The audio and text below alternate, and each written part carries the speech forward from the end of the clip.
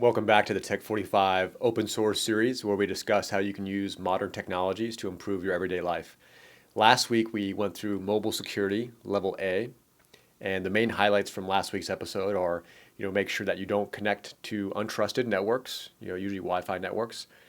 Keep your security software up to date on your Android or Apple device, and make sure that you use a VPN, either free or paid. This week, we're going to go a little bit deeper, but I wanted to highlight one thing, one thing that I've worked hard on in the last few years is, make sure you don't let this supercomputer, this Samsung, Google, or Apple device in your pocket, make sure you don't let that govern your life. Everyone now has an AI-enabled supercomputer in their pocket that has access to almost all the world's information. Put the phone away sometimes and enjoy some in-person interactions, enjoy some human interactions. And stop watching this YouTube video and go play with your friends outside in the sunshine. Go do that if you have a chance. Spend some time outside in nature. Don't let technology govern your life. I think the best parts about being a human being and enjoying this beautiful consciousness that we have is the in-person interactions that we have and the in-nature interactions we have. Anyway, this week we're going to be going through mobile security level B, which will be kind of a step further in privacy and security with your mobile device, whether it be an Android or Apple device. I've been testing out both to see how you configure each one to be more private and more secure. And I want to start off by saying, keep your number private if possible. A lot of the folks that are in business, unfortunately, you have to have your cell phone on either a business card or signature block. If you can bifurcate your work and personal number, that's great. I would do that. But if you don't have that luxury, just do what you can to keep your mobile number and your email, your private email, your personal email private. One thing that you can do too, if you go into your settings, either on your Android or Apple device, be cognizant of which applications have access to your location. These are very, very high fidelity GPS units that are in your Apple and Android devices, and even like your iPads too. Most iPads and tablets nowadays have GPSs in them. Go ahead and go through your apps. Apps like Uber or Lyft or your map application, they probably have to have access to your location in order for you to navigate. But do your social media apps, do they need to have access to your location? Probably not. They probably don't need to have access to your location unless you're doing something special for your business where you need to tag a specific location to tag to your business needs. So go through your settings, which I'll kind of show you over here, and reduce which applications have access to your location. And to take it a step further, what I would do if they're not in use, turn off some of these hardware sensors, your Bluetooth sensor, your Wi-Fi sensor, your mobile data sensor, and your GPS or location sensor. And this is very easy to do on an Android. You just toggle down in the quick access menu and you just click, turn off location. And then if you're on your home Wi-Fi, sometimes I turn off my mobile data. If I'm not using Bluetooth, if I know I'm going to either use a wired connection, either through your car or through your headphones, I usually turn off the Bluetooth sensor as well, because Bluetooth does put out a signature that's unique to your phone ID. And turn those off if you don't need them. It'll keep your device more private, so other signals can't interact with your phone and capture data about where you are and geofence you. But it'll also keep your battery life and a lot longer. It'll make your battery last a lot longer. So you'll see a trend as we go deeper and deeper into privacy and security, that the more private your phone is, and the more secure your phone is, the less it's pinging and interacting with other networks and other servers around the globe. And usually your battery life will last a lot longer. So these simple settings to where your phone isn't interacting with mobile networks and obviously satellite networks for GPS data, you'll notice that your battery life will last a lot longer. I've noticed that on both my Apple and Android devices, if I turn off the sensors when I'm not using them, the battery typically lasts about 30% longer.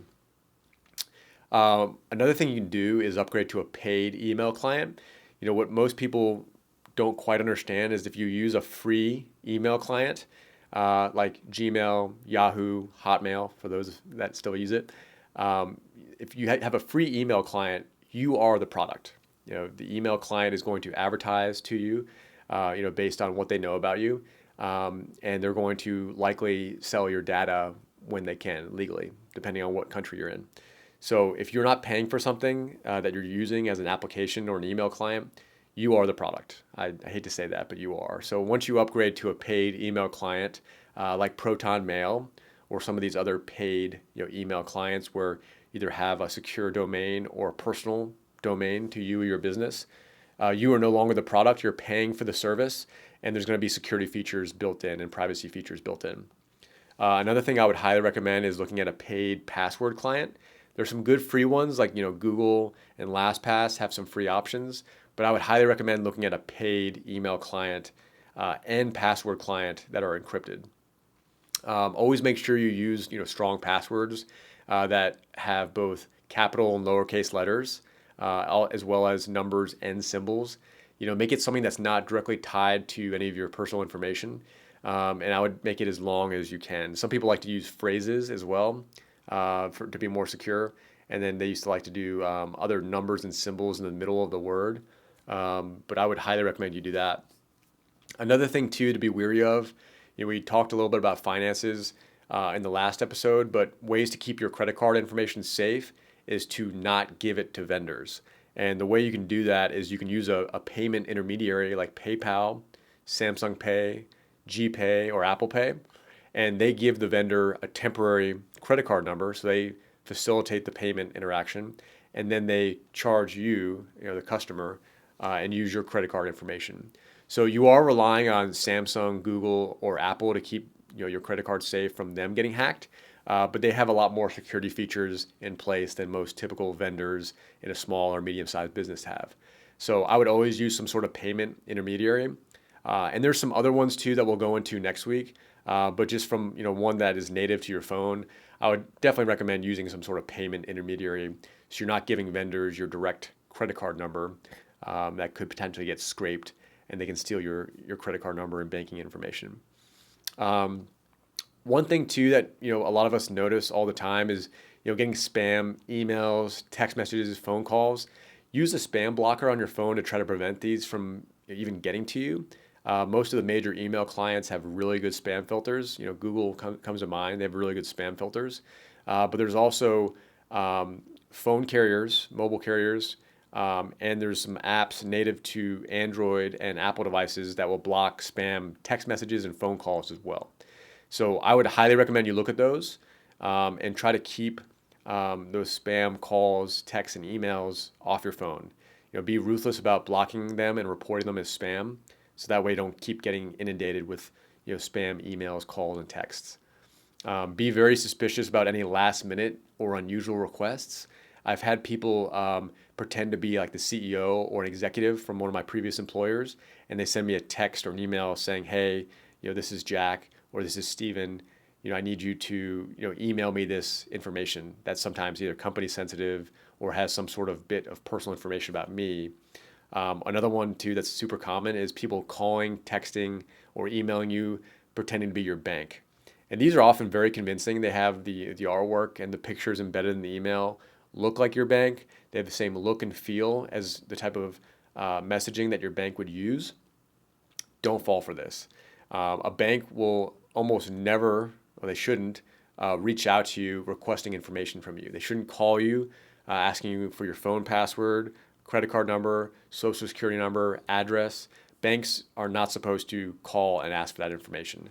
And if you're suspicious and you don't recognize the number, it's an unknown 800 or 855 number, just hang up and then call the number that you know is your bank's number.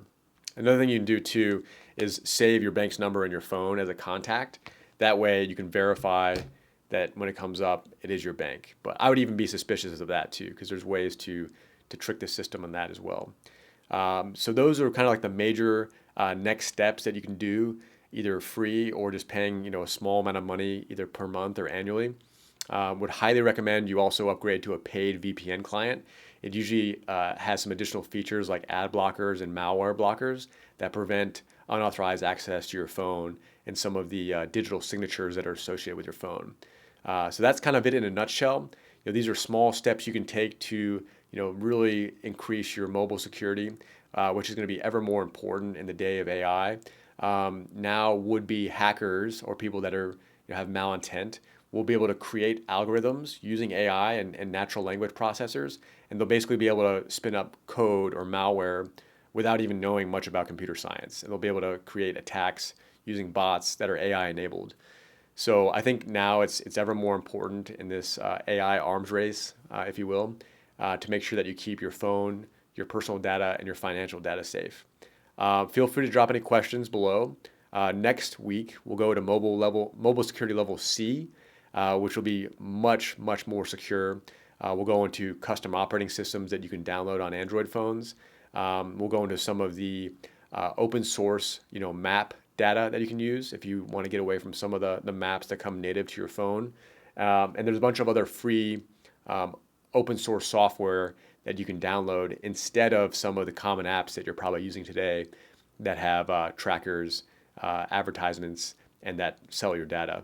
So more to follow next week. We'll go into a deeper level with mobile security level C. Thanks for joining me on the Tech 45 Open Source Podcast.